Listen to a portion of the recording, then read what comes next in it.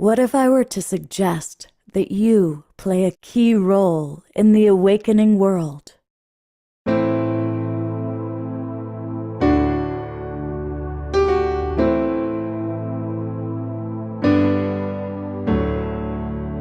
that you are watching this because you have heard the call.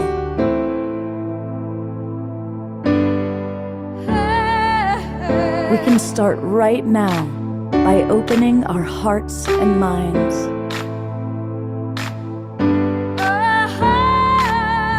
Welcome to the awakening world.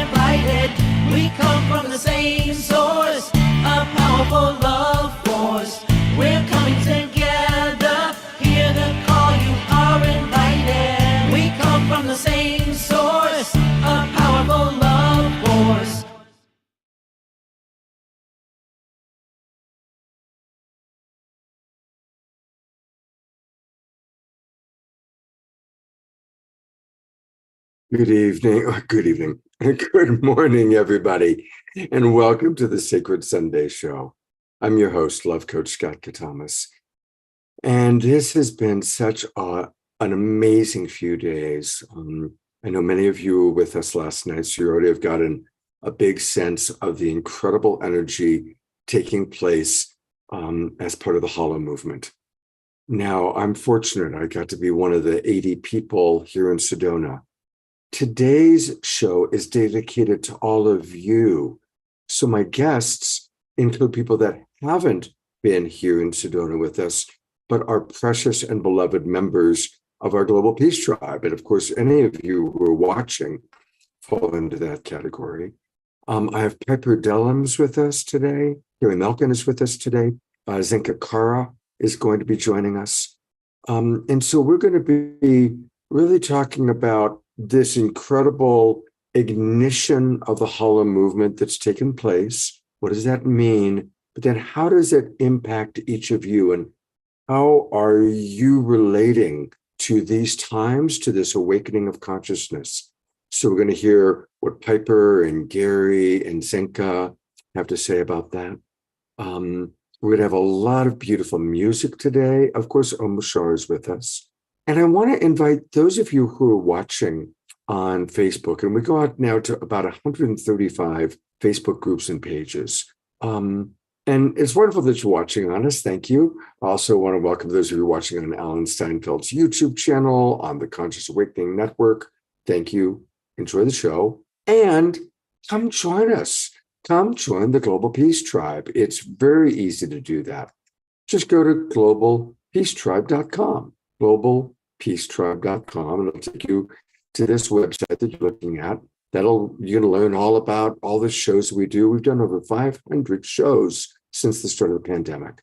And click where it says register for the new season. We do 3 or 4 shows every week featuring amazing human beings like the ones you're going to meet today. And for example, this week, Wednesday night, we had a lovely show all about celebrating all shades and colors of sexy and beautiful, recognizing that regardless of age, race, culture, gender, we are all beautiful and sexy beings. We are sensual creatures. And then last night and again today, it's live spontaneous interviews with evolutionary leaders, whether they're actually part of the official Evolutionary Leaders Network, like Gary Melkin is, like I am, or whether it's all the wonderful people that are unofficial members, like each and every one of you. That's what we're going to be talking about today. So it's really going to be a powerful show, and it's a great idea. Come on into the Zoom room. So for those of you that are watching, join Global Peace Tribe. You'll get the links for all of our shows for the next 4 months. including today, and then you can come into our Zoom room and interact directly with us. And you're going to want to do that because we're going to have some really beautiful back and forth conversation with our guests. I am going to kick us off. Normally, we start with a meditation on Sacred Sunday morning and a song with Omar Shar, but we're going to do a little different today. I'm going to play this beautiful brand new video. It had its world premiere last night on the Awakening World, so this is the second time it's been seen publicly. And it really will give you all the vision for what the HoloMovement is. And it features our beloved friend, Kristen Hoffman, who I've had the good fortune to spend a lot of time with the last couple of days. In fact, I picked her up at the airport, so it was kind of fun. So we're going to watch that, then we're going to hear a beautiful channeled presentation from Piper with a little Omar Shar music underneath it. Talk to Piper, and then we're going to bring in Gary Malcolm.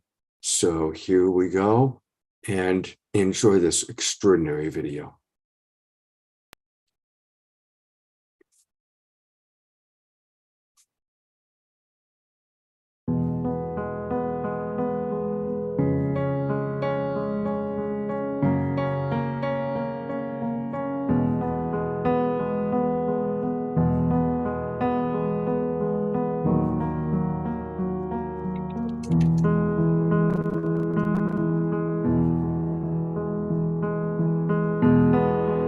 We have entered an extraordinarily rare interval in human history, a choice point in our collective journey, a space between the past and the future where the lives of countless generations ahead will be profoundly impacted by the choices we make now.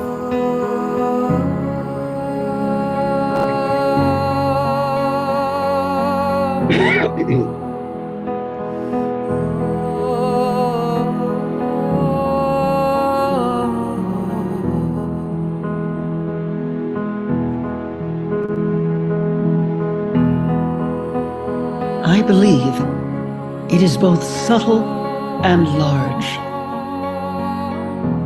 and something else so extraordinary that there's almost no name for it, because a new human species is ready to emerge.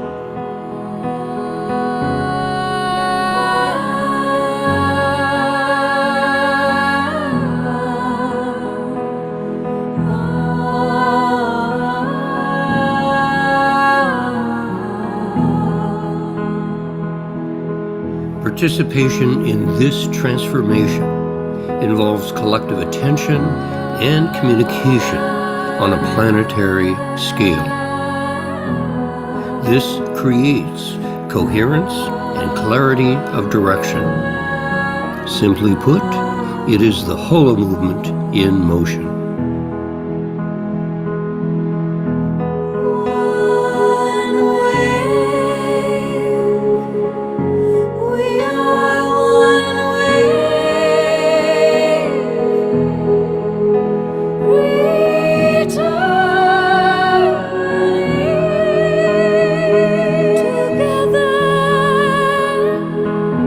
It is the great universal source itself, herself, ourselves.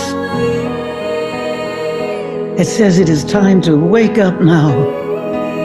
It is time to do and be what you were born to do and be.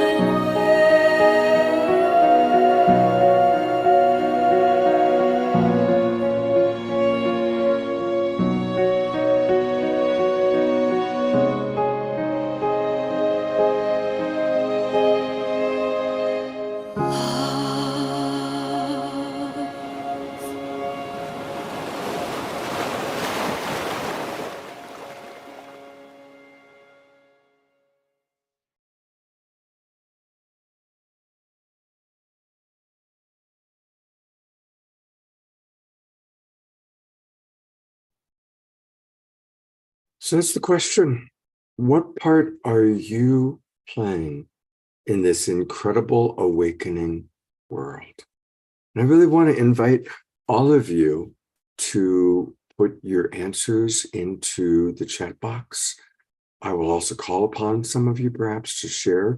I see we've got people like our wonderful Wild Abbot, Jerry, with us, Nitya and Sylvia, Zenka, Jeffrey, Sonia, Karen, Christy, Dia, Pat. Those are the ones whose cameras are on. George, Roger, and Bonnie. So would love to hear from some of you in the chat box. Love to hear from some of you in person, putting you on camera. And I'm going to welcome our wonderful guest, one of my absolute favorite new members of the Global Peace Tribe. This is Piper Dellums. Welcome back, Piper.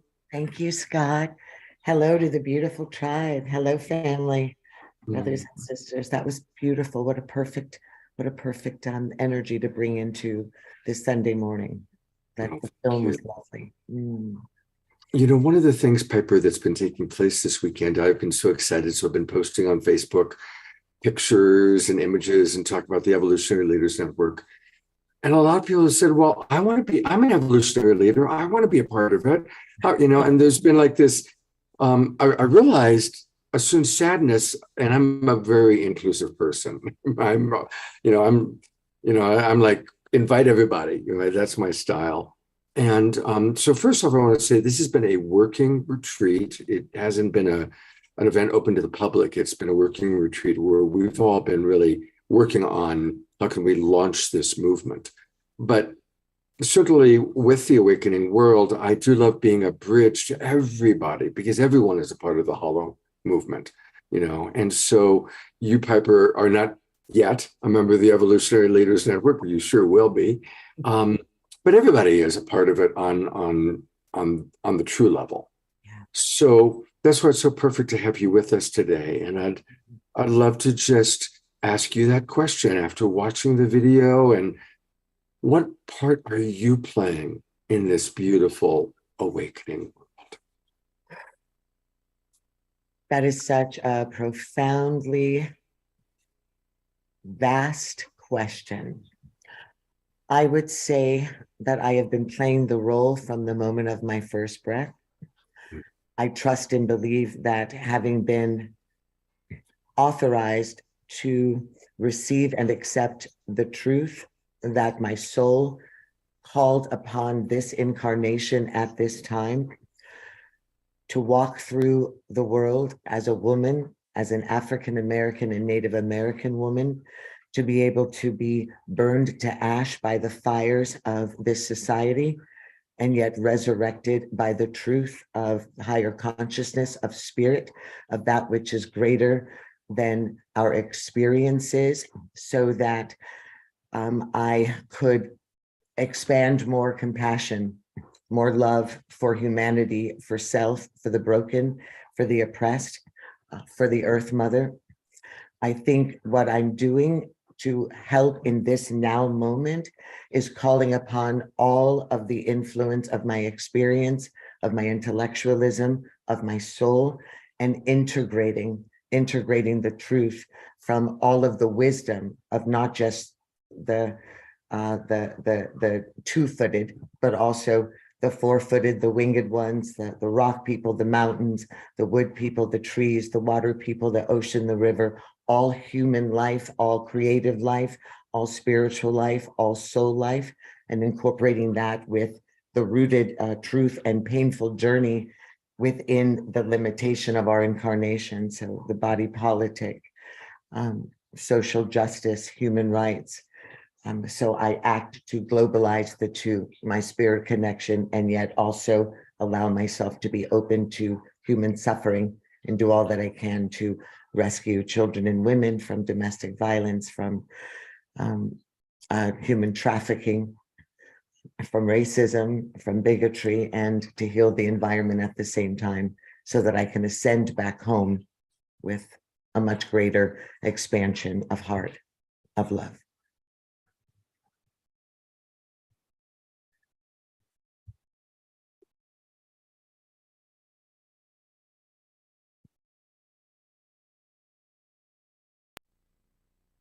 I've had the good fortune to get to know you a little bit better. We had a lovely call the other day.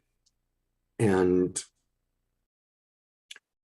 I so respect, Piper, that you are walking that razor's edge of your own personal human journey that has included a tremendous amount of suffering, personal suffering, as well as being a sensitive woman in tune with the collective suffering of humanity, as well as of the feminine, as well as, women of color in this country. And so you've carried so much personal and collective pain, processing it, working it in your own personal journey of life, while also still being a social activist, while also still playing a big role in creating a better world. Thank you. Thank you, Scott. Thank you, Scott. I think I look at it all as we all should with human suffering. I feel as if God trusted me with that which the burden that I had to carry. As I was walking through it, of course, it felt as if, why is all of this occurring and happening to my ancestors, to my parents, to my children? But I look now as a rape survivor. I'm a survivor of both of my daughters, as you know, when they were 3 and 5, were kidnapped from their preschool, and they were gone for 8 years. The physical, emotional, and spiritual suffering of a mother running on a playground after reading Shel Silverstein, The Giving Tree, to a classroom and baking 64 green cupcakes on St. Patrick's Day, and them vanishing is probably the greatest soul suffering and pain a human being could ever experience. And yet, it could have shattered me to an inability to function, which it did for a number of years, but it rose me to an ascended place of massive compassion for sexually traumatized children, for rape survivors, for mothers that have lost children, for our soldiers, and anyone that has suffered from post-traumatic stress disorder from great loss and grief. And it expanded my heart to the nations of children. So I lost 2 so that God could push me to save hundreds of thousands. And then they were brought back. They weren't the perfect, young, innocent 3 and 5-year-old that disappeared because they had to walk with the weight of their own purposeful destiny, the traumas that they experienced over the course of those 8 years. And yet they evolved. One is now an attorney fighting for human rights of women and children and sex slaves and exploited and missing Native American and African American girls and women, which the numbers way into the hundreds of thousands. And the other is a therapist. So she took her pain and trauma and said, how can I help others that have experienced what we have? And here we are. We have ascended mountains. We have scaled mountains. We have slayed Goliaths. We have parted Red Seas. And we're here to love on the world and to stay strong in our compassion from what it is that we've experienced and suffered through. But our love, we never stopped loving through it all. I want us to breathe in. Yeah.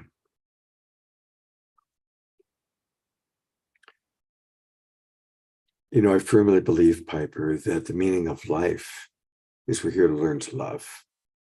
And each person has their own unique disillusionment, wounding, suffering, and learning to love themselves, and to learning to love each other, and even to learning to love humanity, despite the wounding, despite the suffering. And finding that, again, razor's edge balance of self-empathy, self-love, setting boundaries, while maintaining compassion for all. That is what we're here learning in this lifetime. And thank you for modeling it. And I see that people are writing in the chat box, that they relate to your suffering. And yeah, for any and all of you, because everyone here has suffered in some ways currently. And may it break our heart open. As Rumi, the best-selling poet in America, is a 12th century Islamic gay mystic, right? Cool. And yeah, and why? Because he wrote of the suffering. May my heart break open and stomp on my heart and drink of the wine, right? He understood, because of the suffering in his life, that our hearts can break open, that when the suffering happens, may it break our hearts open so that we have greater compassion. Yes. We experience life even more vividly. Yes, the crushing of the grape brings the perfect wine. It's in the crushing. Yeah. Mm. You have channeled something that you're going to share. I'm going to bring beloved brother Omashar on. Tell us a little bit about what you brought in, and then you're going to share it with us while Omashar plays a little bit of music. Well, this was incredibly unexpected. I am on a very long and profound fasting right now, as I will be taking my daughter and heading up into the Amazon for a month of healing. And of course, we're doing this through the Pesach, the Passover. My daughter's, my grandparents, my in-laws are second-generation Holocaust survivors. So we are bringing in a lot of ancestral wounding and a lot of ancestral hope and a lot of ancestral wisdom. And we're going to release a lot of that on the mountain. And so last night, you spoke of global awakening, global healing. And I thought, how is it possible? Is global healing possible? And then I just wrote out something that was not to be shared. I thought it was just my little journal, but I'm willing to share it with our beautiful brothers and sisters this morning. Beautiful. Thank you so much, Piper. I'm going to disappear myself and welcome, Omashar. Good morning, brother.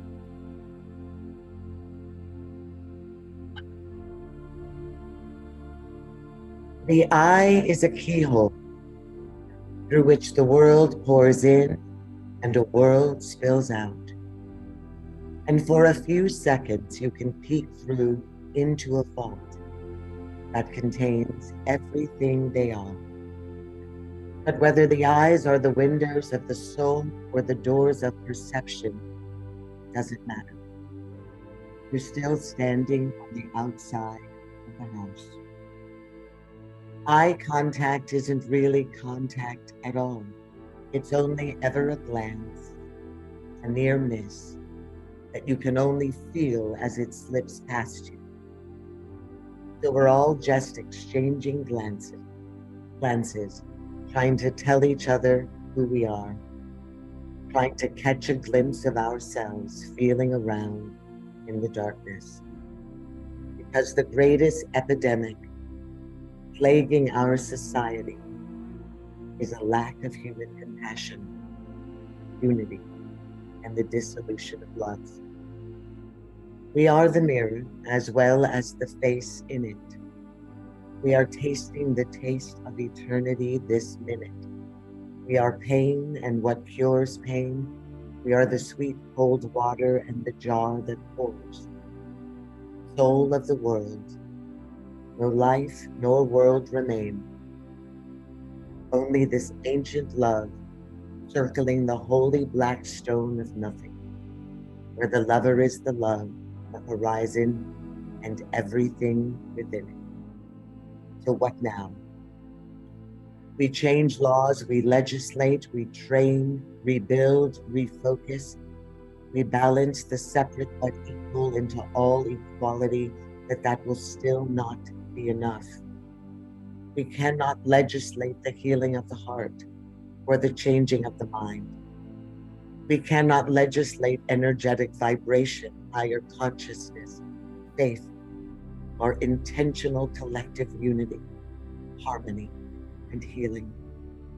We cannot legislate and uproot the deep seeds of bigotry, of hatred, of ignorance, of fear, or rage. It's a step, but it doesn't get us across the Red Sea, just closer to its edge. We hold a mirror so we can utilize this time to examine ourselves. We use this gift, our gift of no distraction, in our silent places to hear from God in the center of the garden. We use this time as He asks all of us as His children, Adam, where are you? To bear witness to the truth.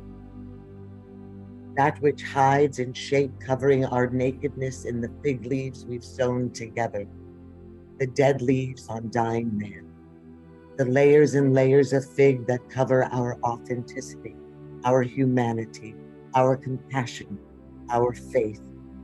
The fig leaves tell a story of who we want to be in the world, our masks, our titles, our cosmetic, our past, our secrets, our shame, our lies, our nakedness.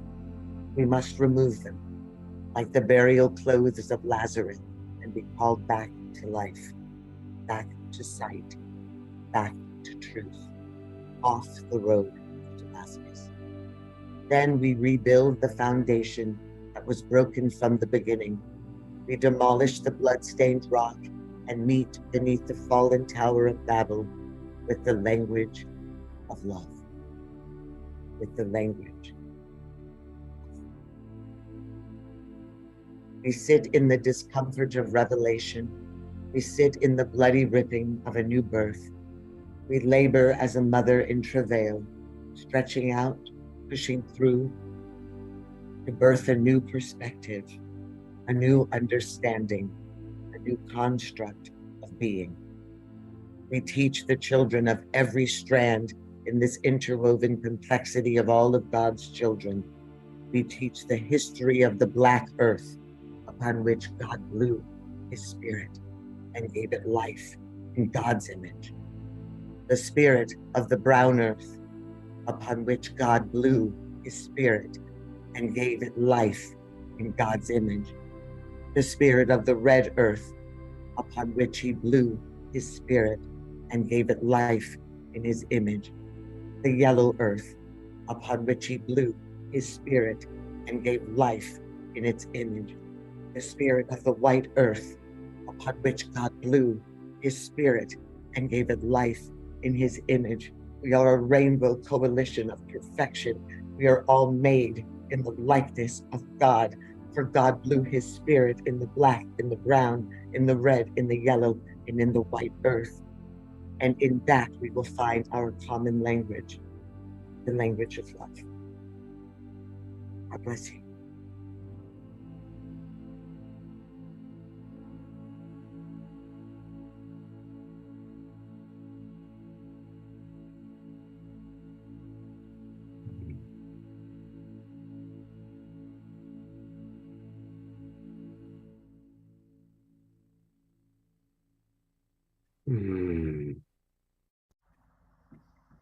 I'm going to read a couple of comments that have just come in as a way to conclude, and then we're going to Gary Malkin. Ayata writes, Piper, I deeply appreciate you sharing your story, and my heart goes out to you. I know something about that place of being crushed. I have been there, and over a long, long time found my way through it, and understand that this has been my path that was preparing me for a deeper participation in the healing of our world. George talks very much about, again, relating to last night's show, your show, you're sharing just now.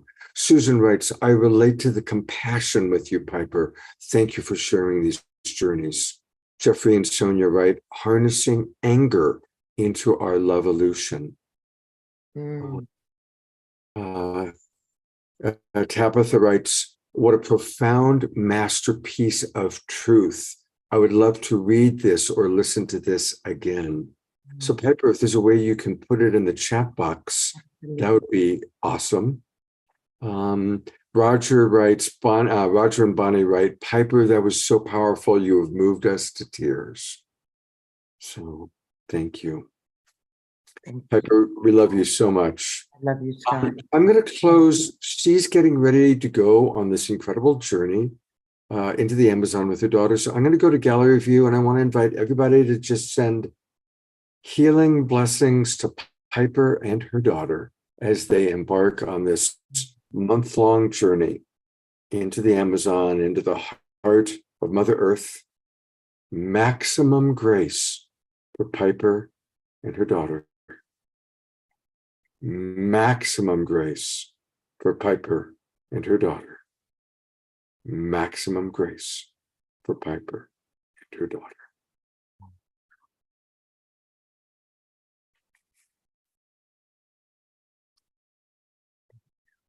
Thank you. Thank you, Piper. We love you. I love you. We'll see you on the other side. On the other side.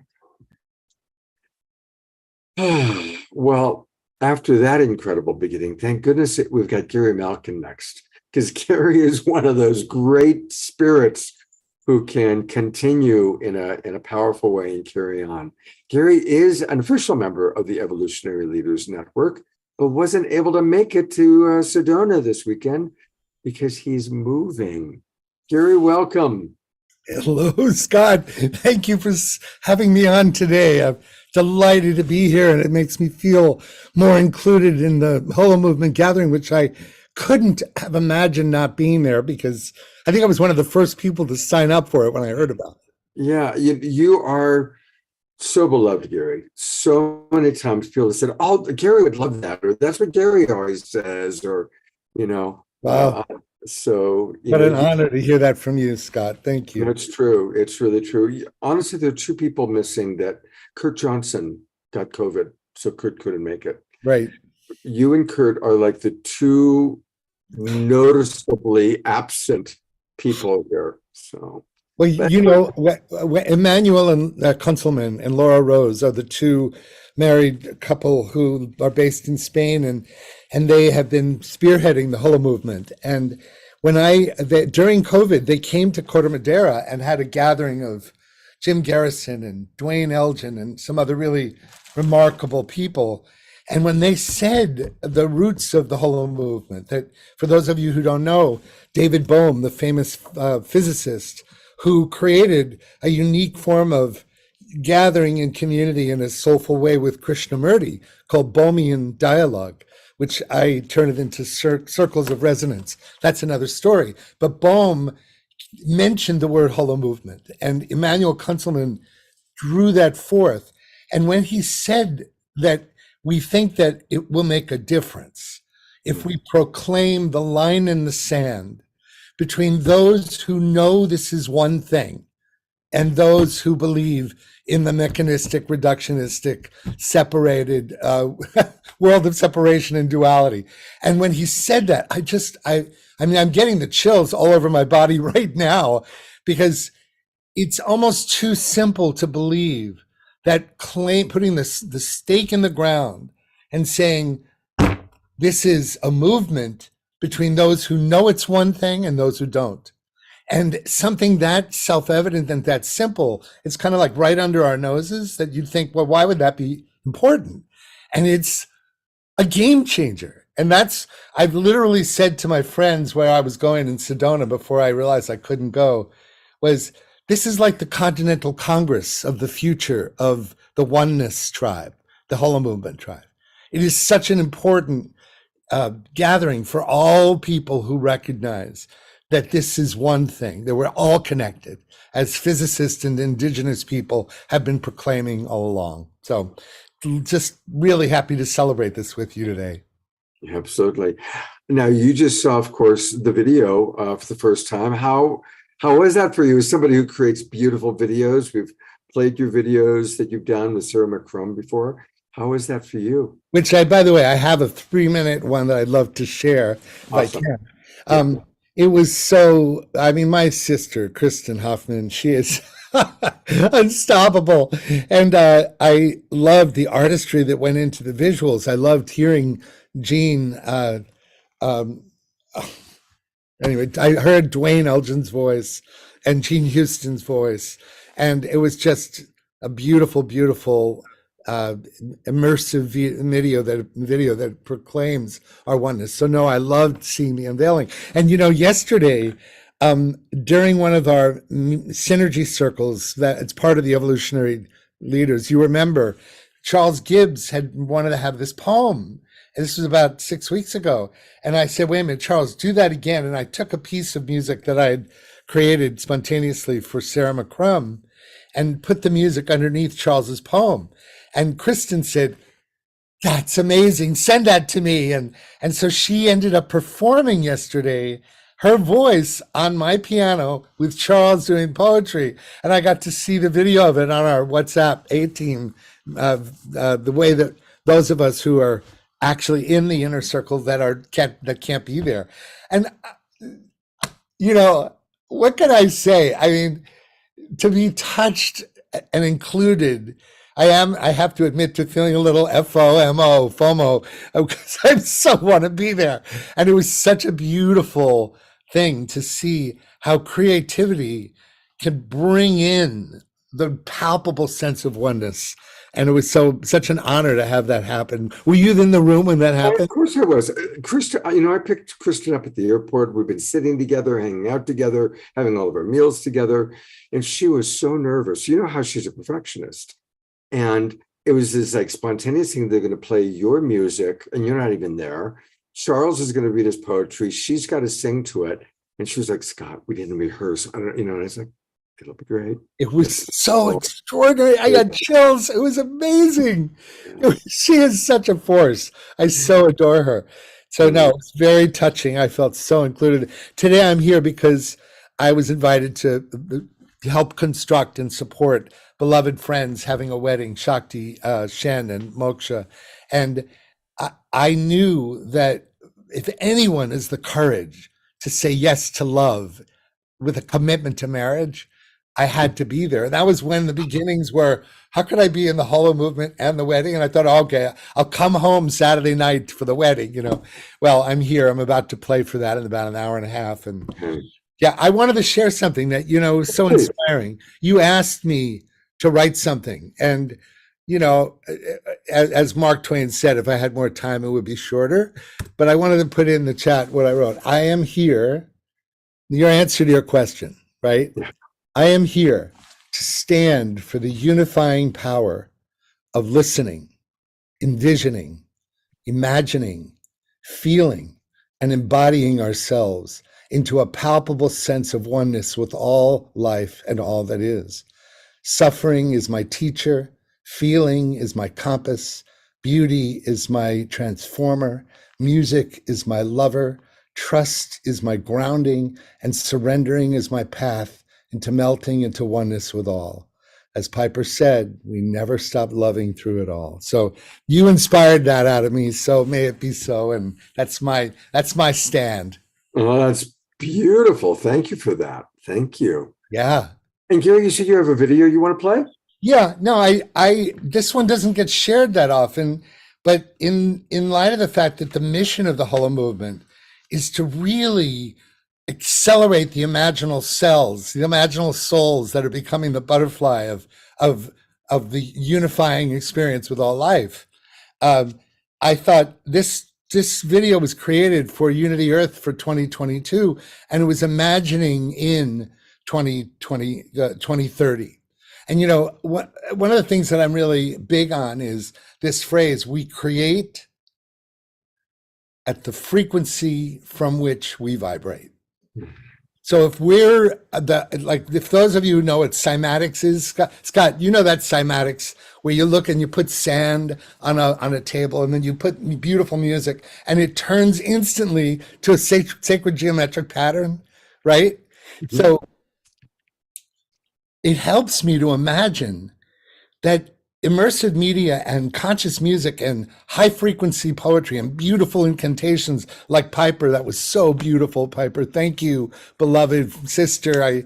Wow, that was so incredible. Thank you for that. And that kind of frequency is like we are the mitochondrial cymatic experiment. And just imagining that every cell in our interstitial fluid, every cell in our organs, every cell in our body is the sand on the cymatic experiment. And the big challenge facing humanity is that we don't give it the time. You know that time where you see a mess of sand and there's no coherence? And then you put the music on. It doesn't happen right away. It happens as time and space expand and merge and meld, and then suddenly, and that time is the sacred time that we need to show up for, to allow ourselves to line up to the frequency from which we create the world that we all know is possible, and that is we all know is the truth. So this video is another offering in that conscious experiment of allowing ourselves to be patient and to let the music, the media, the spoken word, the beauty merge us into the sacred geometric pattern that allows us to become the frequency from which we want to create. So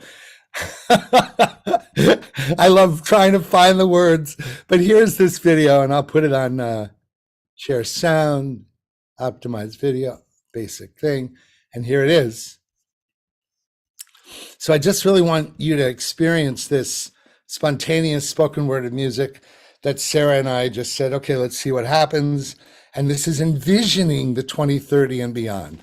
So let's all together on this call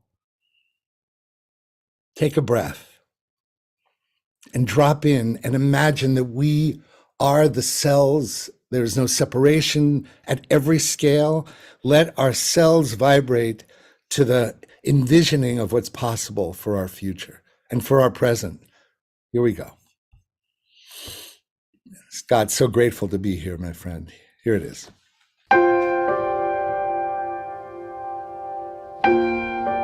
Let's take a look into the year 2030.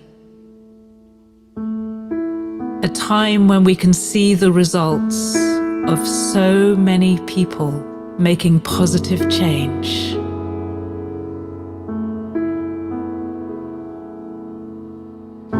Let's feel right now what it's like to know peace on our planet.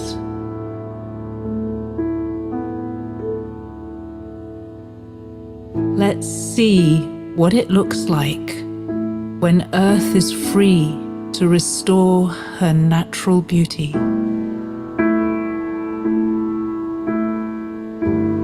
Let's listen to the sounds of people who are living in harmony with each other and with nature. Let's sense the deep love for life that has created this change.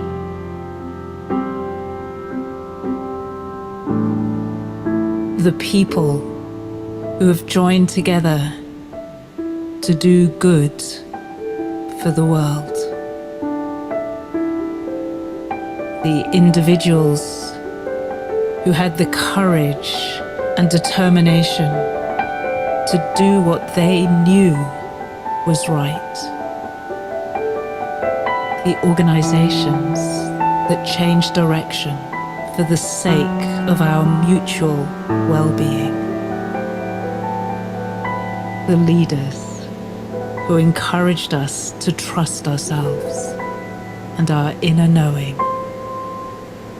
The spirits who whispered in our hearts, showing us the way when we couldn't see it clearly.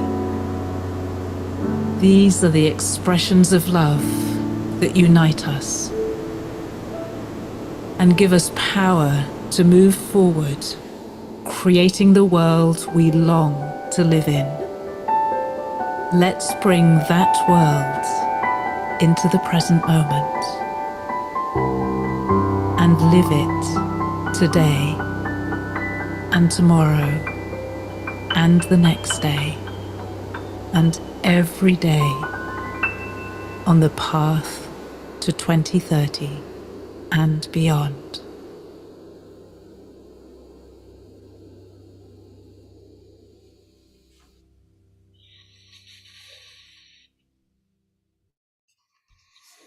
Oh my gosh, Scott, can I say something? I'm so sorry to interrupt.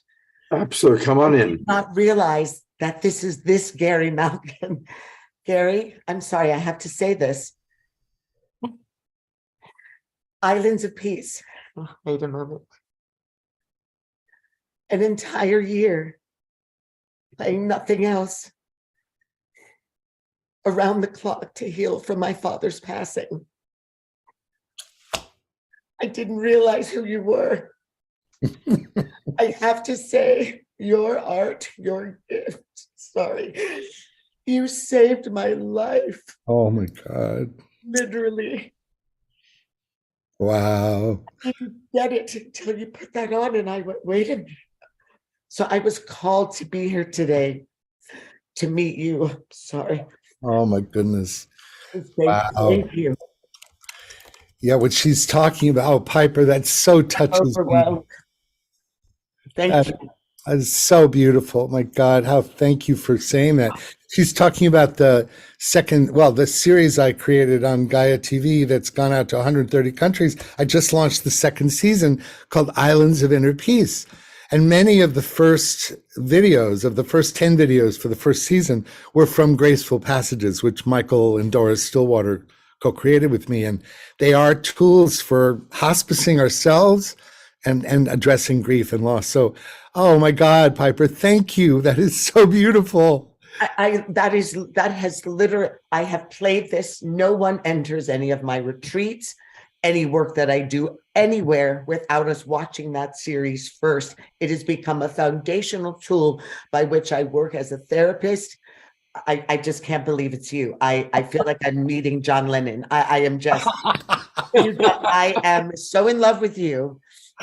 Oh, honey. That you allowed us to see and understand heaven so we could release, that we could let go, and all of the masters that you worked with. That's all I'll say, because I'm overwhelmed that Oh you my are. God. My God. I'm in love with you, and you are. Oh, Piper. And thank you for helping those of us that grieve loss. My goodness, that was all. Sorry, Scott. Oh my God. No, this is, so here's part of the story. This morning, Gary was lined up to be on the show today, and I had Piper booked for 2 weeks from now. And this morning I get a Piper saying, Scott, I haven't gotten a link to the Zoom room. And I said, oh no, Piper, I've got you 2 weeks from now on Easter Sunday. She said, I can't do that. I have you down for today. And so we went through this whole back and forth about her not being on. And then I said, well, come on. Well, look at how perfect this is, right? Unbelievable. It's just so beautiful. Well, I was going to come on last night, right? So this has really been, and then you said, well, why don't you just come tomorrow morning? So here I am. And this is so divinely orchestrated because, I'm going to put in the chat, and then I got to go to this wedding, but I'm going to put the link in the chat about the Islands of Inner Peace, because Piper, if you love the first season, we got 13 new films that are not just about loss, with Marion Williamson and Reverend Beckwith and Sarah McCrum and Lynn Twist and Zalman Schachter. It's just, I've worked. You had Thich Han and Ram Dass. Oh. Right. And the Native American one. Jyoti. Oh, was the creator, or was the one that was at the center of the 13 grandmothers, right? So my ancestors were entering my home. Oh my God. Playing that around the clock. Well, you guys, I know that you have an agenda and you got to move on. Piper, please have Scott send you my information so we can reach. And I just want to say one last thing, Scott, and thank you for letting me do this. There's a phenomenal spiritual teacher, Shakti Durga, a seer, a clairvoyant, a healer. She's been out there for 30 years, and she's coming from Australia to do some retreats with me and with Shiloh Sophia, the owner of the Center for Intentional Creativity. We're doing a day long on April 12th, and I have the links coming up here right now, and a weekend retreat, residential at Musea, Center for Metacognitive Creativity. Shiloh Sophia, me, and Linnea Brinkerhofer joining Shakti. These events are coming up, and those of you that are interested in what she is about, is the Shakti Durga is about embodying the intersection between the linear and the horizontal. The horizontal being our hearts and our, like our sense of the worldly life, and the vertical being our spiritual core, right? And so she uses music extensively, and I get to support her that way. So I just highly recommend that event. And then I'll just put in the Gaia link, which is if you want to have a free month and sample what Piper just talked about, they're really beautiful training wheels for meditation practice. So, Gary, I'm actually going to stick around for 3 more minutes because I'm going to do a little promotion for you. Okay, great. And I start with, we have in the Zoom room with us right now is Christy Michaels. And of course, you are going to be a big part of her upcoming event on Easter Sunday, April 9th. That was the next thing I was going to say, but I didn't want to overstay my promotional welcome. Absolutely. No. So Christy's in the Zoom room right now. And we did promote it last night. But again, a reminder everybody that Easter Sunday in the evening, Gary Milliken, Christy Michaels, and many other amazing people. You can, if you're in the Bay Area, you can go to it live, or you can live stream it. And that's going to be a really, really special event. Fantastic. And then what Gary was just talking about, here it is, Reclaiming Consciousness Beyond the Mind, Song of the Soul. Now, we've had Shakti Durga on the show several times. Oh, you have? Oh, yeah. Oh, fantastic. 3 or 4 times. She's wonderful. We love Shakti Durga. So, yeah, she makes it so accessible, So, and again, for everybody watching on Facebook, this is why you want to come into the Zoom rooms, because that's where you get all the links to all these amazing things that are happening. The last thing I do want to do is I want to take people to where they can get your music. And as you've seen, Gary is life transforming. He's changed Piper's life, as we spontaneously learned. And his main website is wisdomoftheworld.com. Oh, look Wisdom at that. of the World. Look at that. Join his community. Absolutely. I've joined it about 17 times because Gary's one of our regulars on the show. So I get like 17 emails from you because I've joined so many times. But really, Gary has worked with all the people that we love. Ram Dass, Reverend Michael, Marianne Williamson, Deepak. He really is one of the great evolutionary leaders. His music is incredible, graceful passages. Any of you that, as you saw from Piper, any of you that are dealing, and there's so much death going on in our world right now. We're all getting older, so there's that. It just seems like a lot of people are checking out. And so his graceful passages, music is so profound. No, and we're working on a grief resolution workshop called You Awake. Hope Fitzgerald and I, who you featured once before with Alan Steinfeld, on May 20th. And maybe I could get on sometime before then so we could talk about that with Hope. But let's definitely do that. Let's Scott, do that. Thank you for so much. Have a wonderful wedding. And I love Shakti Shen, so give her a big hug for me. I will. And this has been such a surprise. Piper, thank you for your effusive acknowledgement of the work, and blessings on you and your journey with your daughter. Blessings. Take care, okay? Thank you, Gary. And thank you for ushering my father into heavenly places. He dedicated his life, freeing Nelson Mandela and ending apartheid and working with Desmond and all of the work that he did as an incredible United States congressman. And but you ushered. You probably know her father. Her father is Ron Dellums, the congressman. Oh my God! Well, you ushered him over. Yes. Oh my God, I have goose flesh. I have goosebumps. I don't know how much I want to hold you. And he was my life. My dad was my life. And where do you live, Piper? I'm in the Bay Area. Oh my God, we're gonna meet. We're gonna have. Oh my gosh. We're gonna have lunch. You don't even know. If you allow me to hold you for like 10 minutes, without it being awkward, then we're gonna have lunch. Done. Done. I will connect you guys. I'll create a cell phone. Bye, Gary. Thank you. Goodbye. I love you guys. Thank you. The magic of the awakening world continues. It's just, it is magic. And, each and every one of you are part of this magic. We have 2 more guests, Zenka Karo and Victoria Friedman, but I think we need a little bit of music if Omashar is available. it might be good to we have a lot to digest. That was incredible. So, Omashar, do you mind jumping in and giving us a little tune, and then we're going to... I would absolutely love to. And wow, holy smoke. Right? Right? The synchronicity, the serendipity is like everything is manifesting in front of our eyes as we show up and have open hearts and open minds. So brilliant. Gary, thank you for your sharing. Piper, holy smoke. I'm brought to tears, and it's just so healthy, so liberating.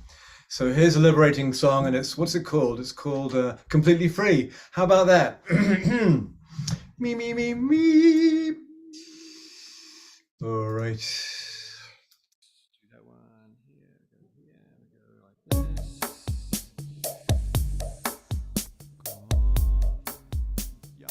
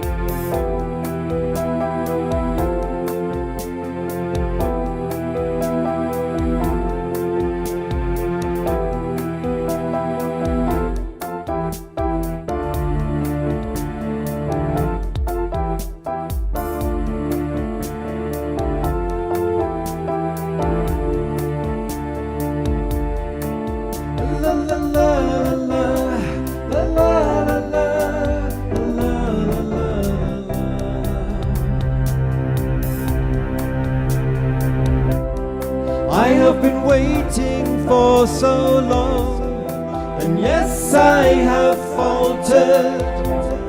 Flickering faith I've had in you. Whoa, now that I see the greater plan, I know you've been watching, silently present, cheering me on. Through my pain I've grown so strong, and though my heart's been broken and friendships they have crumbled, I do it all again. And yes, I did it all for you. I knew that you'd come through. La la la la la la la la la la.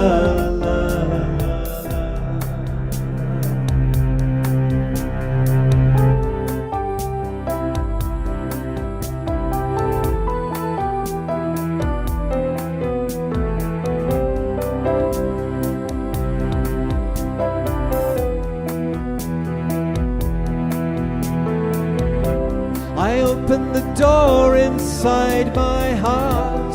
There is a radiant presence telling me this is where I start. Whoa, shining light, please lead me home, for I know you never left me, and that I have never walked alone. And now I am ready for your essence to be fully merged with my life, and I'm ready for the changes that are required of me to be completely free. With your light I can see. La la la la la la. La la la la la la la la la.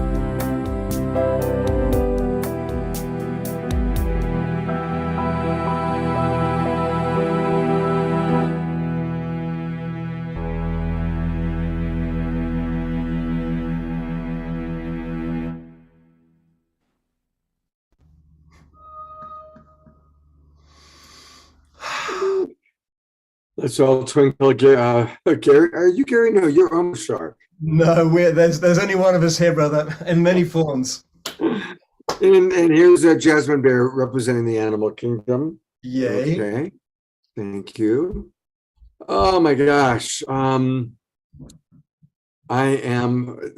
Pat. I accidentally put you on, but it's good to see you. Thank you for being such a regular on our show. Oh my gosh, okay. No. She jumped up into my lap when she started hearing the playing of the music, so. Well, yes, I play to all kingdoms and queendoms. Thank you. She has been the belle of the ball. She's the only animal at the conference. And literally, I've had at least a dozen people say, can I hold her? And so, and she lets everybody hold her and pat her. And so she's been like the therapy dog. It's beautiful too, because animals and young children are the greatest introductors. I can walk down the street with either my child or a dog, and people will just come up to you and talk where they wouldn't normally. So it's a brilliant door opener. Exactly. Omashar, thank you. We'll have one last closing Omashar song at the end of the show. And we've still got 3 more guests with us. Victoria Friedman's with us. Zenka Caro is with us. Tez Gabriel is with us. So I'm going to go to Zenka next. And you've seen her on the show before. She was on recently when we had that amazing show. But for anybody who doesn't know, she is a force of nature. She is possibly the funnest woman I know. She's all about creating joyfulness and fun while we really open up our massive psychic awareness. She's got people bending spoons. She's got people telepathically connecting. She's very connected to our galactic family. And on top of everything else she does, she hosted the party. Remember last night how I said there's 100 people out there? Remember all that? Well, she was the one hosting that party. Her gorgeous, gorgeous home. In fact, Zenka, just before the show last night, I was so blown away by your view that I took this photo, which of course you recognize because that's one of the many mountains. She's got about 180-degree view, and that's about a third of the view from her living room. But I went outside and took that picture. So she is a queen of Sedona, a very important evolutionary leader, the creator of LightNet. Welcome, Zenka. Thank you so much for having me, Scott. And today was really a reflection of the coherence that you're holding with the Global Peace Tribe. I just want to thank you for all that you do for this movement and this world.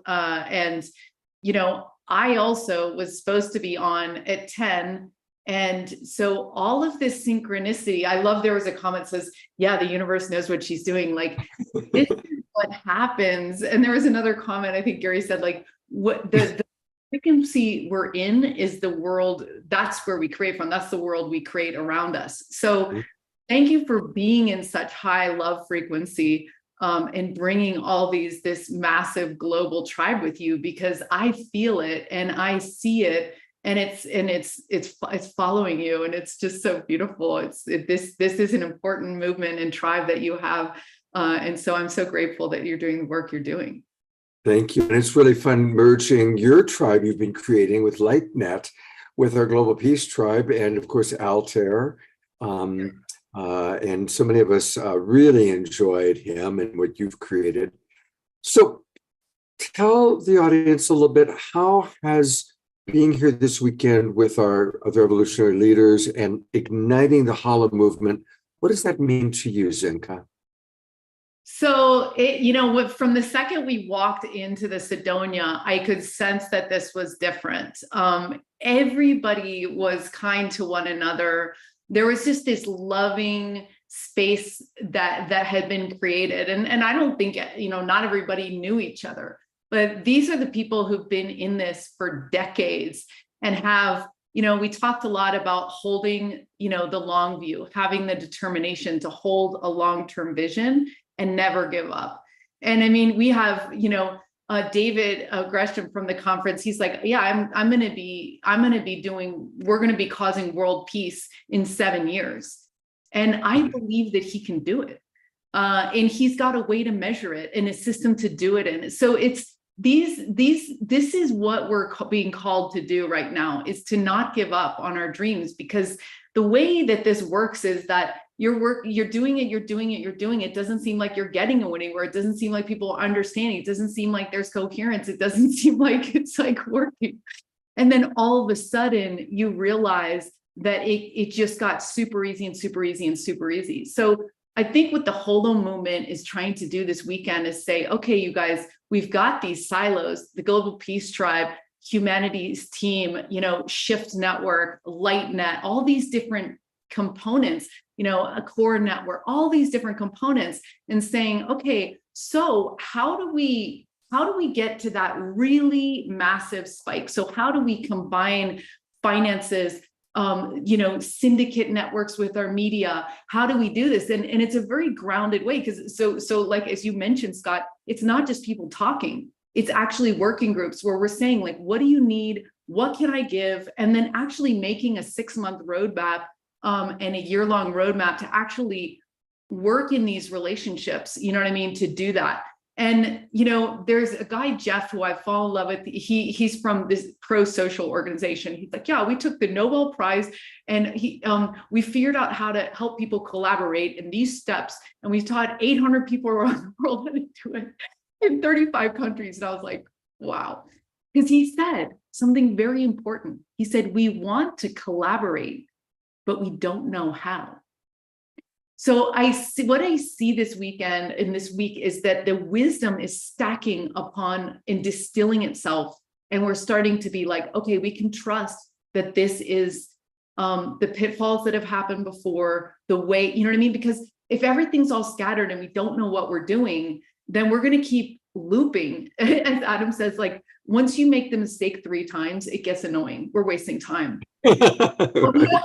So like this, I'm seeing wisdom stacking, and I'm seeing the beginnings of collaborations and support, which can bring in like literally hundreds of millions of dollars, because there's a lot of money on the planet that wants to be put into this work.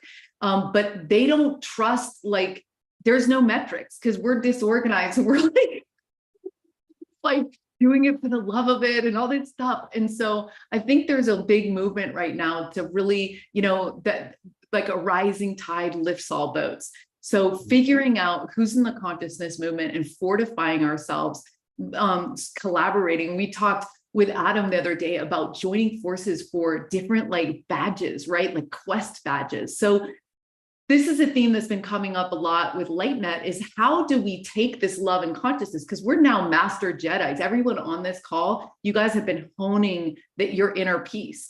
And so now we get to sit back and enjoy all that synchronicity, and we get to apply it to creating templates for the new way of doing things in harmony, in synchronicity. And I just want to close by saying the other thing that was so impressive with the HoloMovement, the Evolutionary Leaders Conference, was that just like your show, Scott, they put in all these holistic understanding. So they had music, they have us getting up and moving our bodies, like they have, making sure that we all get to say something, you know what I mean? Like it is literally putting into practice the fact that we're living, feeling beings, and that all of that gets to be nurtured, because that raises the frequency in order for us to create on a high level, because everything you need is just a loving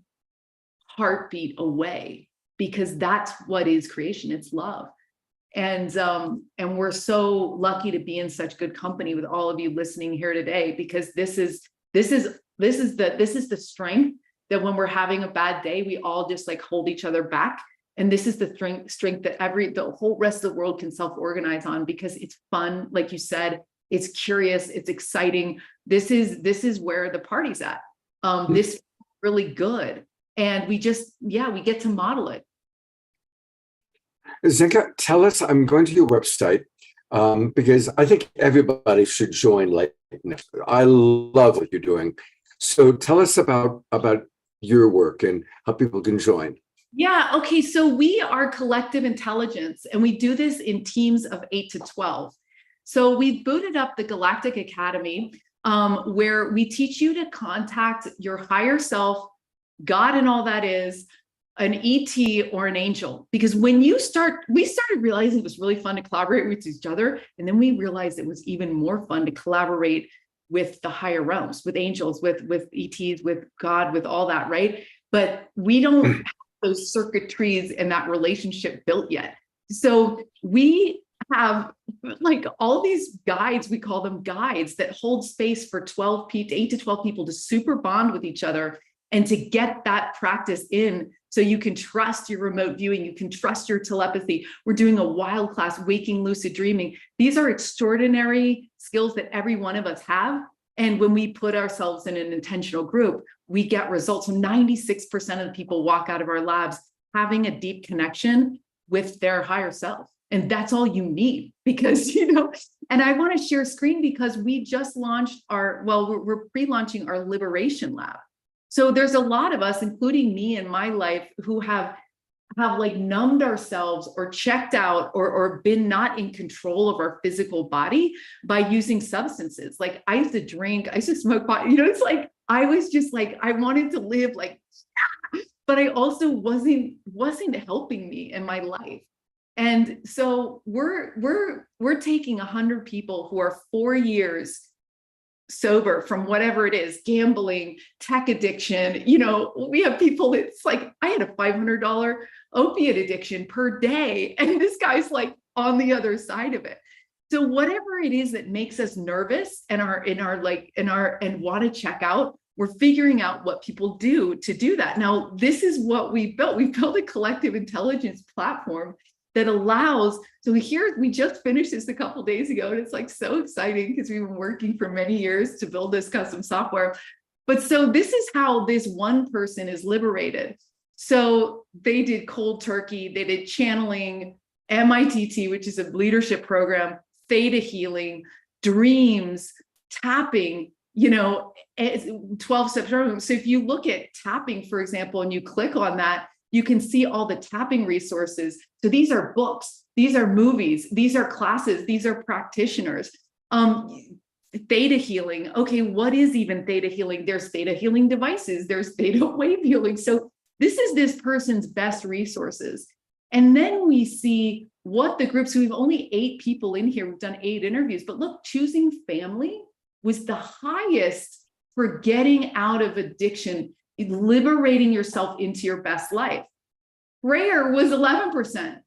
Cold turkey, like just stopping, just drawing that line in the sand. So alone time. So we believe that once you get 100 people on here, whether it's bending a spoon, talking to an angel, or liberating yourself from a habit, right? Any habit, whatever it is, that we can start having collective wisdom stacked with the database of our best resources. And I can go in and share just mine with you, Scott. Like, here's my best inventing resources, and you can see that and adopt those things and look at those videos and read those research papers. So it's collective wisdom of how we do things, how we become our best selves.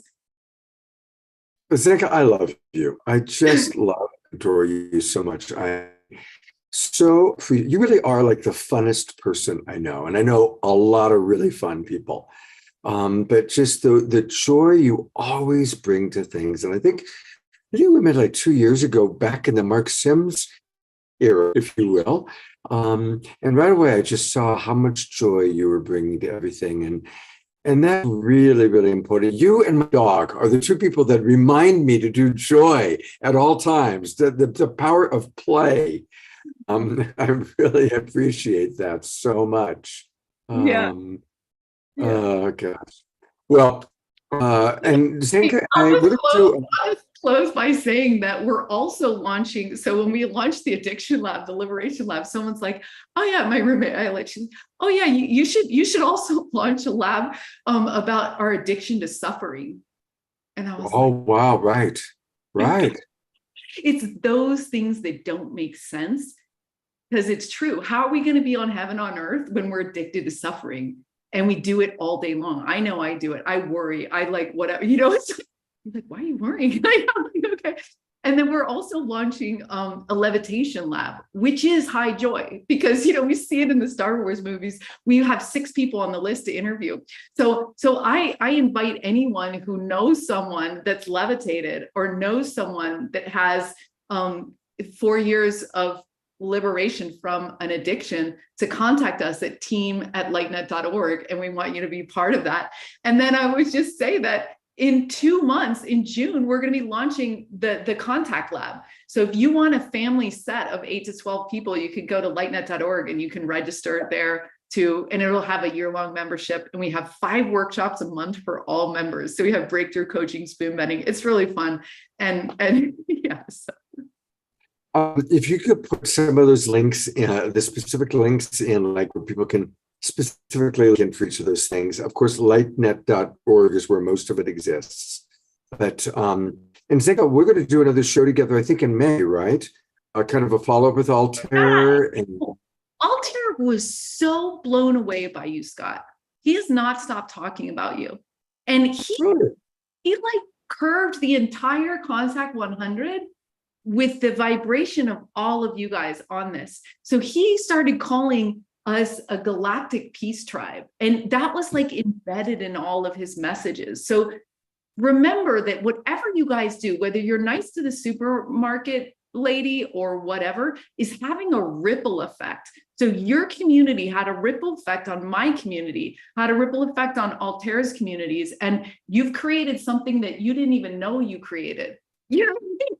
Like we're creating galactic peace tribe. What do you call it? Yeah, like something like that, where we're making sure that the next iteration of our story that we tell ourselves is peaceful. Yeah. Zenka, I love you. I will see you at the conference this afternoon, and our audience will see you in May. We'll set a date at the conference. Let's set our date for our next show. Okay, well, lovely.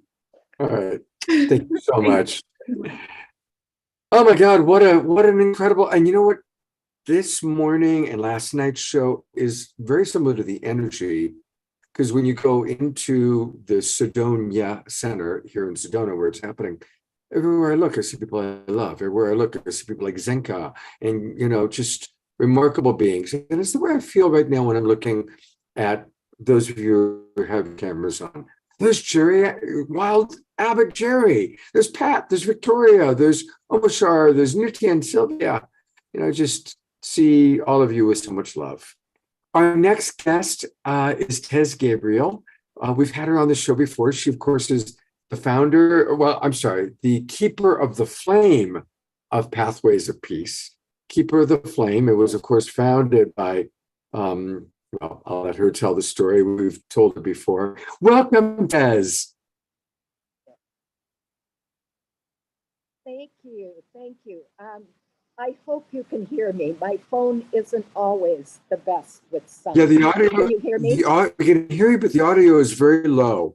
So it will be important for you to speak loudly and close to the microphone if you can. Okay.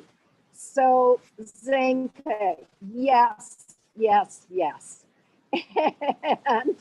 And Scott, I am just so honored and delighted to be back with you. Zenka said it all, but let me say it from my own heart. You are just such a loving being, and you emanate that to all of us. And so thank you for what you do and for who you are. It's just wonderful to be in your presence. So thank you. Thank you so much. Thank you so much. Thank you. And so, I can go ahead. The energy all around. It's like I feel the same way to be in all of your presence. It feels really good. Yeah, it's incredible. Yes. Incredible. Tess, tell us what this has meant to you, being in the HoloMovement, and what has stood out for you.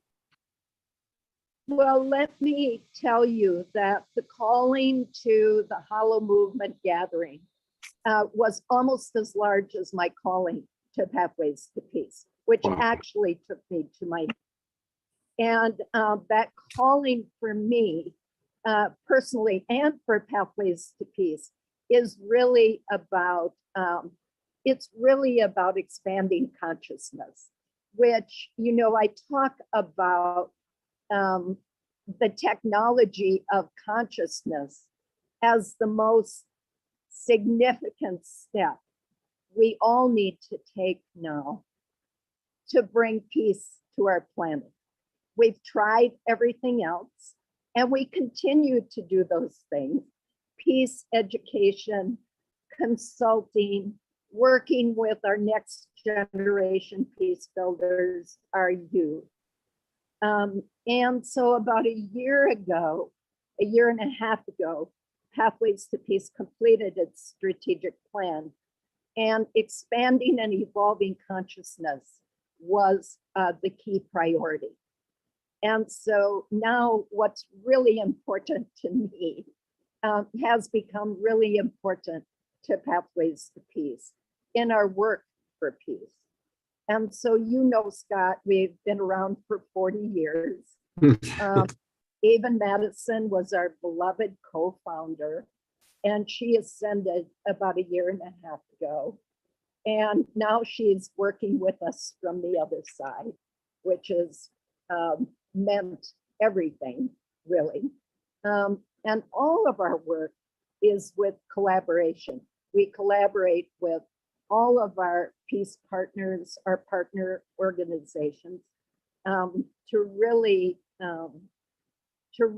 evolve peace, and now to evolve consciousness as the technology for building peace on our planet. And so for me, that is the HoloMovement. It is about igniting the awareness of consciousness, oneness consciousness. It is the merging of science along with spirituality, along with technology, and to bring, because that's where we're at. That's where we're at as a planet, to create that new earth. And of course, we know that new earth is about our collective awareness of oneness consciousness. And so being together, and as Zenka talked about, you know, it's been a multi-sensory, which it needs to be, because it's so funny.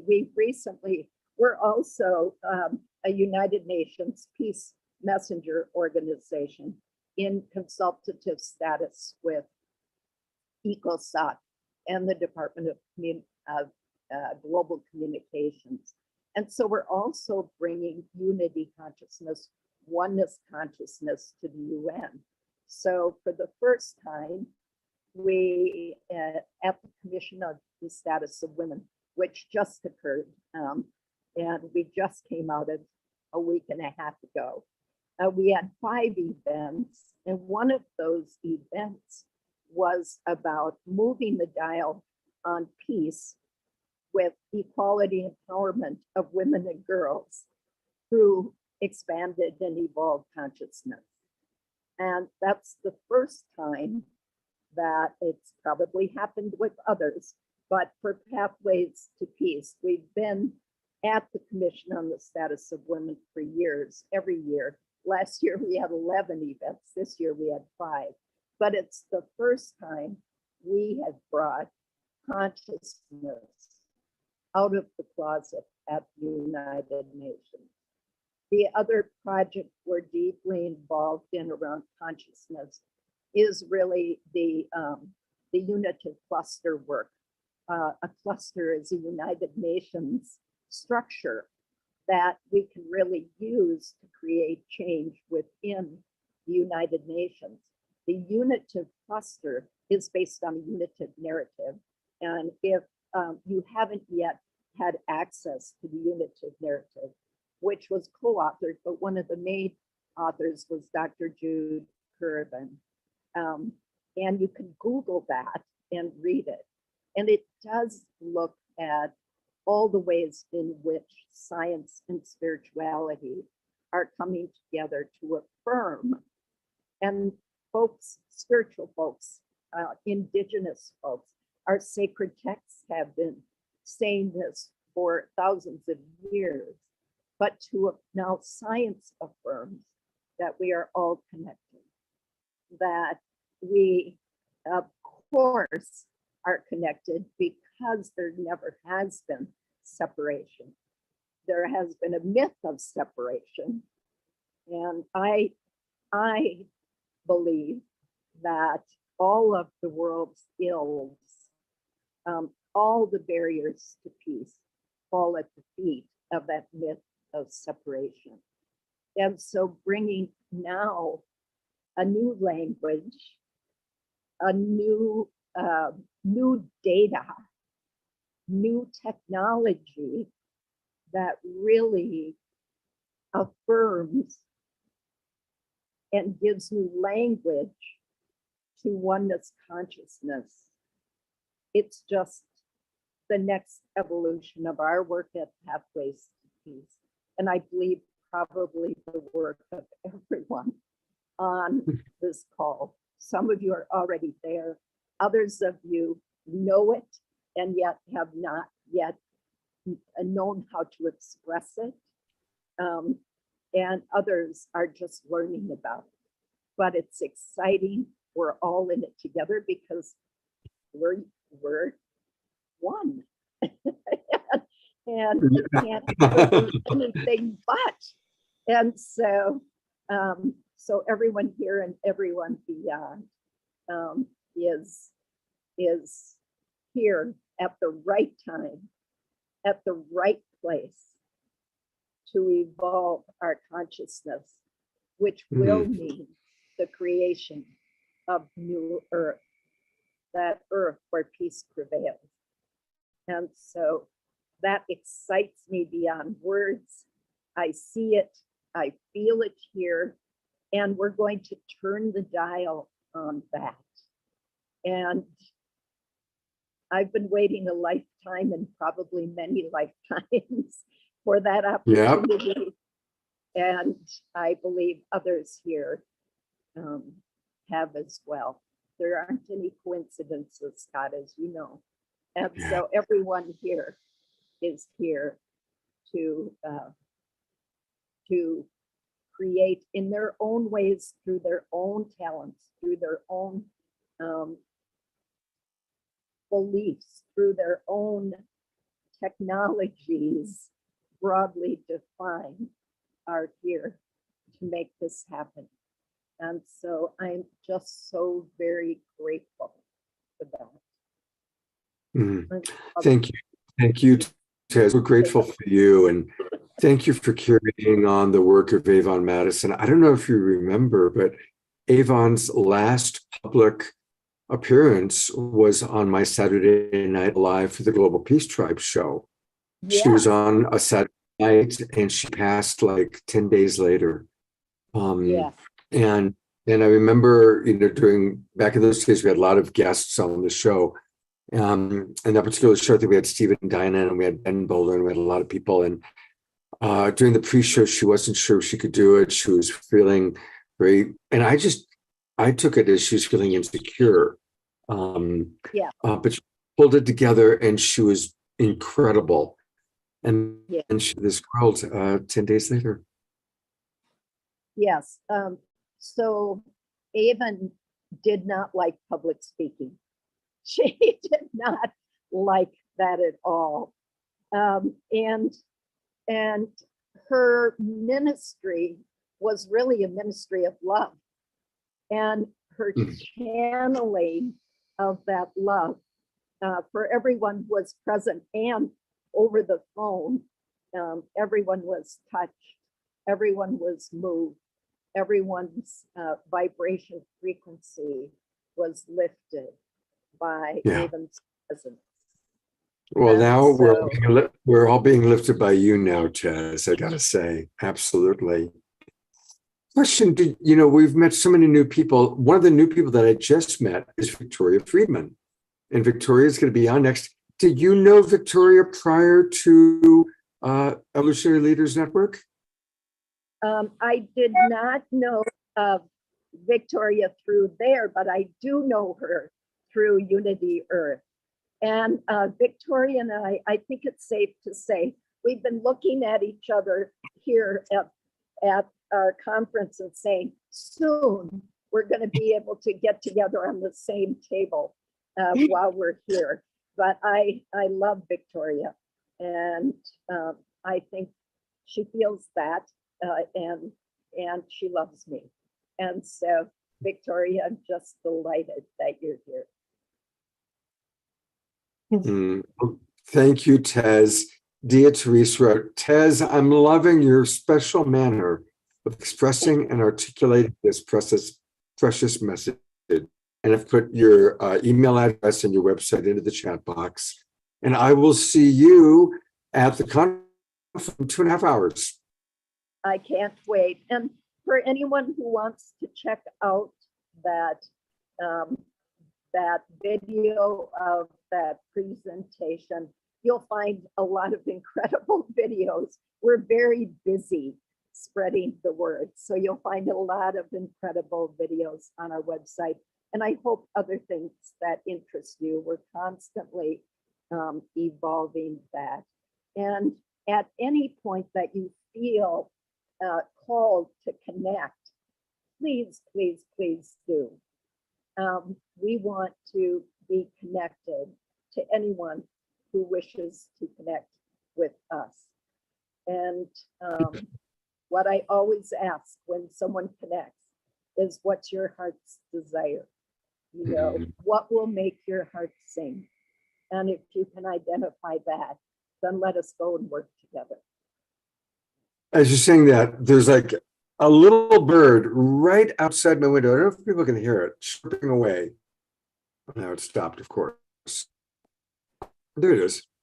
Can you hear that? No. Anyway, Pathways to Peace is the place to go.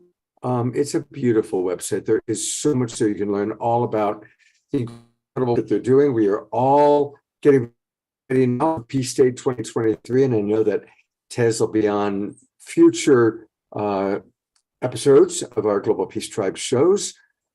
I love the Peace Wheel. It's so powerful. So Tez, we'll look forward to seeing you in person in a couple of hours, and the next time you're going to be on our show with our audience. I'm looking forward to it, Scott. Thank you, thank you, thank you. And thank you to everyone here, just pushing out that love to all of you and beyond. Beautiful. Thank you so much, Tez. All right, we are in the home stretch. We've got one final guest, and then we'll have a Omashara song to close us out. And you got a little homeopathic dose from Tez, all about Victoria Friedman. Hello, Victoria. Hello, Scott. Hello. Finally. Finally, thank you for your patience. So you know, as one of those things where I invited... I'm talking about years. Following you for years. So happy to be here. Still vibrating. I've been at the HoloMovement. I don't know what to call it. Gathering, the HoloMovement gathering for 3 days, and I'm vibrating in every body. Like this, my hands are shaking. Yeah, it's next time we're going to do this for a week. Next time we're going to have it be a week long. So the same question, what does the HoloMovement mean to you, Victoria? How has it impacted you, even if it's just these past couple of days? Oh, well, Scott, I actually feel that I have been in the HoloMovement forever. And I feel the HoloMovement has been my womb. It's been holding me in its arms probably since before I was born. And so I'm just so vibrating with it, and want to see what it wants from us, how it wants to manifest. And, you know, as far as I'm concerned, I want to give everything I have and any gift I have to be here to really just be here and be able to just give and to let that hollow movement express itself far and wide. Mm. And tell us a little bit about yourself, since this is your first time on our show. I'm really eager to hear about your book, the book that you told me about yesterday. Are you talking about our group consciousness book? Yes, the consciousness book. Okay, well, yes, that book is coming out hopefully this year, because we're working with Kurt Johnson and Light magazine. And my husband and I have been involved in group consciousness for 30 years, 40 years really. And we started years ago just to give lectures where we were living locally.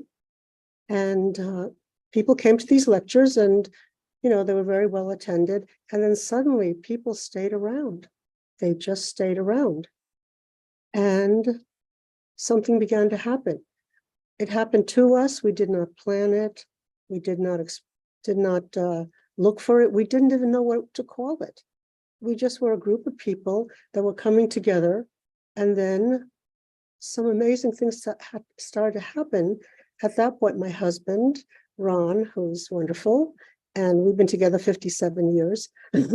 So we, my husband is a doctor, a medical doctor, and physics student. And so he began to explore what was happening in our meetings. Like, when you go to meetings, people usually look at the content, what people are saying and how they're speaking. And sometimes there's a goal like reaching a budget decision.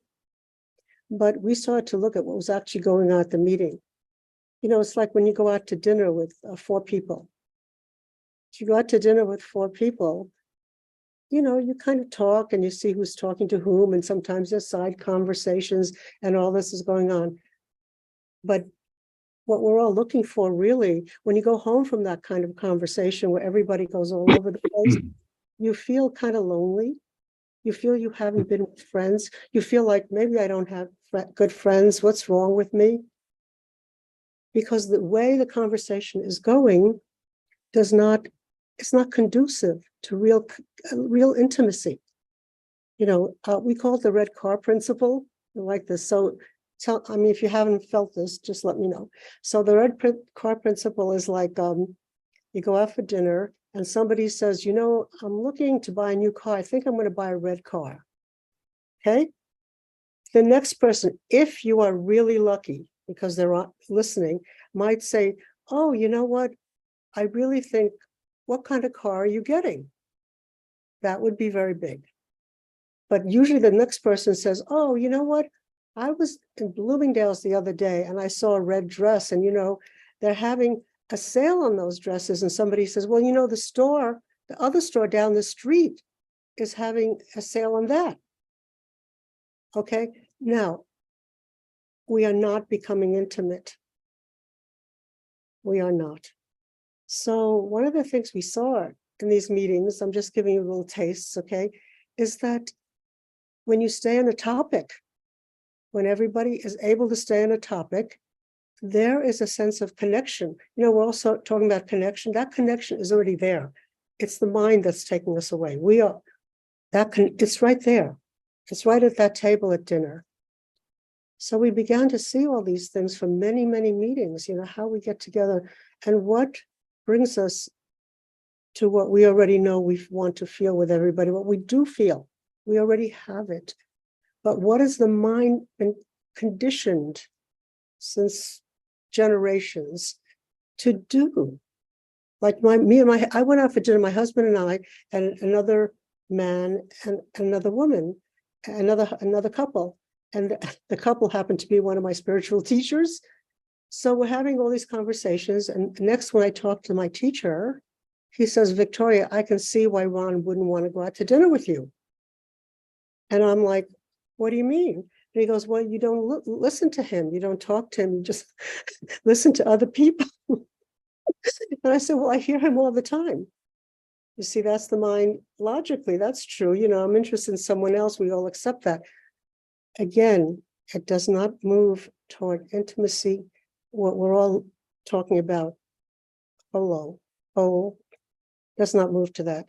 So we started to explore all these things in meetings over 30 years, how people's names affected. And out of this grew we have some guide rules. I think people on this call probably wouldn't mind some rules, but you know what they call the green meme now? And the green meme, you know, the word rules is not a happy word, especially for young people. They're like, you know, we don't need rules. Everybody's free. But we came up with some things that happened. Let me explain this to you. It's like we were using names in meetings. You know, you sit in a meeting and somebody said, "Oh, I really love what Scott says." What Scott said was that was a great idea. And then we go on, somebody else. Well, we investigated those meetings through honest and very vulnerable self-observation. People said, you know, when Gary Malkin says, "Oh, I love what Scott said," in a meeting for collective consciousness, not just meeting for a gathering, you know, a meeting for moving to a penthouse where the light is on, not living in the basement of a meeting. When we did that, people said, "Well, you know what? I get a little feeling like, how come he doesn't like what you know, nobody said that they like what I say." See, that the ego is like that. It's there. And it's like little things like that. So we decided, rather than work on this forever because most people are pretty there, we just said, let's disclude names. The use of names, simple. It sounds simple. So when we did this, let's try 2 months of meetings without names. Only the leader calls on people, but let's try it without names, right?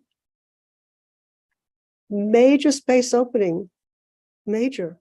So people could still pick up, like say George here. George was speaking about, you know, how nature gives us so much. So I don't have to say, I love what George said, right? I don't have to say that. I can go impersonal a little bit, and I can just go and say, in terms of nature, and continue it. And that spirals the vortex of a meeting. So Scott, there's just so much. I don't know how much you want me to go on with this. I don't know how interesting it is for people, but we actually, just to tell you, after a while, people began to wake up together. What is that like in a meeting? It's wonderful. It's like having a good time. It's like having fun. It's fundamental fun. And so it's like people are all there, and it just feels great. You know, it just feels good, like when you have that good time with everybody. I know that we just think we could have a good time with everybody, but do we have a good time with everybody? But so we think that's so simple, and it is, but there's some things in the mind and in our upbringing that we need to just allow ourselves to understand, just see it. So then we get into this space, and we go there more and more. Nobody wants to leave. Everybody wants to come back. We just want to be together. And then creativity explodes. I'm telling you, creativity explodes. Within short time, we emerges a theater ensemble. A theater ensemble with 12 people. We performed 8 years. Oh, wow. All in collective consciousness. Universities, Kripalu Centers, Open Center, we did Rumi, we did Mirabai, and everything was done collectively. There was no scriptwriter, no director, we did everything. We did the lighting. I'm an artist, a ceramic artist.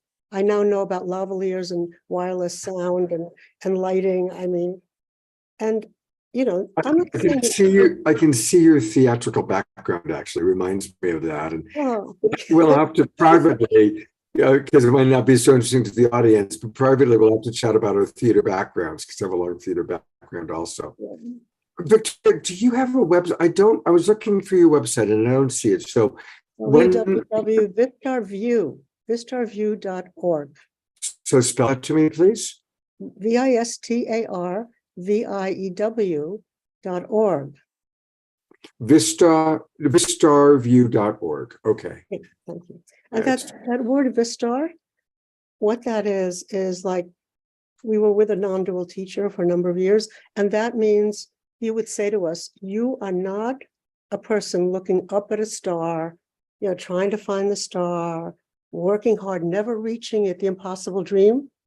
You say that's not what you are. You are star consciousness looking out from the star, And it just changed everything. Beautiful. Here it is, Vistar View, her website. So that's where you can learn all about the wonderful things, including the book coming this year. We're going to count on it, her Vistar Method book. I really appreciate it. You were kind of waiting for a while, but what a fun show to watch, all the Gary and Piper and the music and the videos. So it's been a full show. Thank you so much for being with us, Victoria. I'll see you back at the conference. Yeah. Thank you so much, Scott. Absolutely. All right, audience. It has been quite a weekend. I've loved our shows. As always, we are going to wrap up with Shar and music, but I do want to remind everybody we still have some room available at our retreat. I got a text message this morning that Nitya is having a medical thing, so I'm not even sure if he's going to be able to make it, which might open up. Right now, all of our beds are full. If Nitya is not coming, that would open up a bed. But I'm hoping Nitya is going to make it, so we'll see how that goes. But please, it's, as you can see, the energy that we've had, that you've gotten a feeling for the conference, we're going to carry all of that into Los Angeles next week. And again, a reminder, it all starts Tuesday and Wednesday. There's all these events being put on by Pato and Kohler, Chris Hoffman, and then we roll into the Global Peace Tribe Retreat. During our song, I'll put some details into the website. I know that we went long today. Usually we end at 11:30, and we're going to probably finish just before 12 noon. So thank you for being with us a little extra time today. We just had so many wonderful people to share. And Shar, I am turning it over to your trusty fingers and voice. Yay. Another wonderful show, and it's brilliant because this is kind of made up on the fly, and it was seamless, perfect. And so just to encapsulate it, let's say, with a see-through end capsule, let's just take a few moments and hands on hearts, take a few deep breaths, and just let's digest all of this amazing information.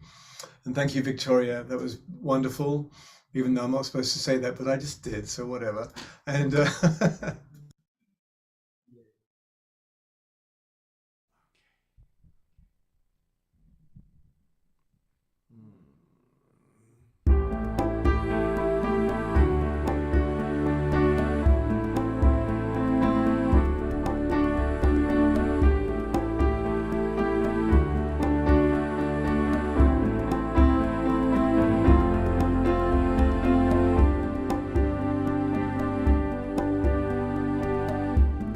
one I am has always been here,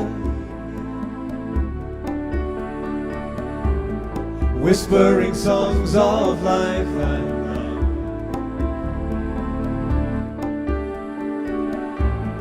love. Come with knowing our day draws nearer, come with joy and endless love.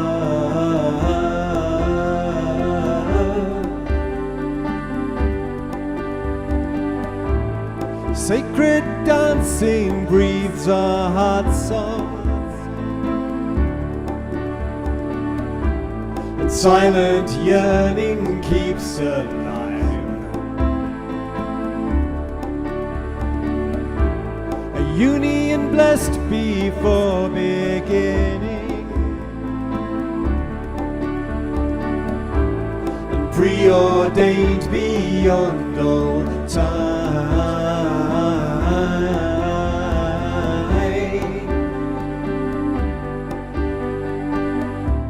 Each step I take is one step closer to you,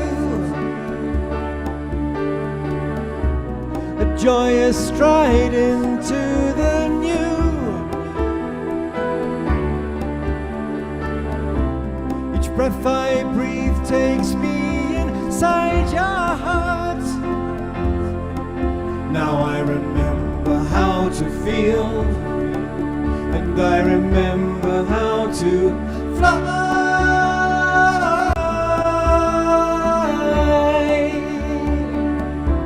The one I am, fly.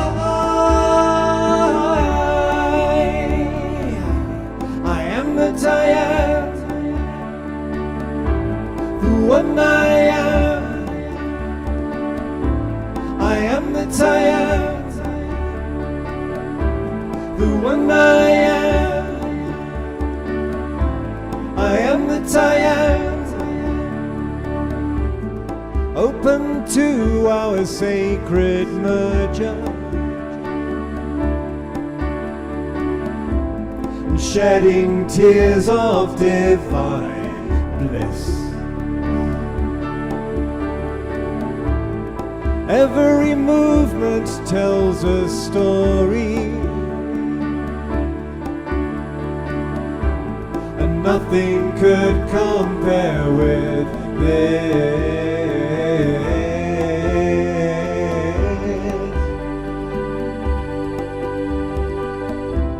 Each step I take is one step closer to you. A joyous stride into the new.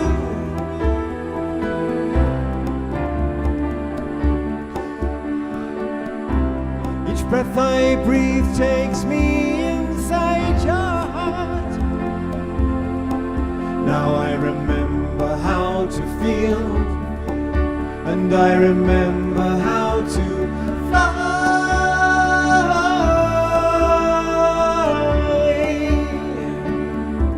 The one I am, fly. I am that I am. The one I am. I am that I am. The one I am. I am that I am.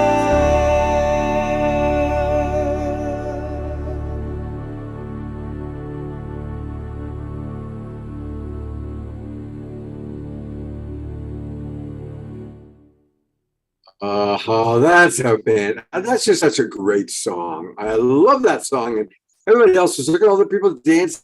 I saw people dancing I've never seen dancing before. I know, me too. I love how more and more people are getting into it. So thank you, all of you who move and groove to the music. It's become one of my favorite parts of this show. I'm going to go to gallery review one last time. Hey, everybody. Here we all are. Look at these beautiful, beautiful souls. Thank you so much for being with us. And I really hope some of you may still join us in Los Angeles. It's going to be very special. I just added a couple of new musical artists to the show, to the event that we're going to be doing. So it's going to be really, really powerful. So please do join us in Los Angeles. And again, if you have any questions, you can text message me. That's the best way usually to kind of connect with me and let me know what's, or I'd say I can answer your questions that you might have. So, Amashar, I will see you in person Tomorrow night, maybe. Oh my God, really? Yes. It's tomorrow night, Monday night. Yeah. I will see you tomorrow night. Good Lord, It's a long way away. I know it's a long drive, but I will see you tomorrow night, my friend. Take care, everybody. God's blessings, and have a beautiful, sacred Sunday. I go to gallery. One last. Take care, everybody. Bye-bye.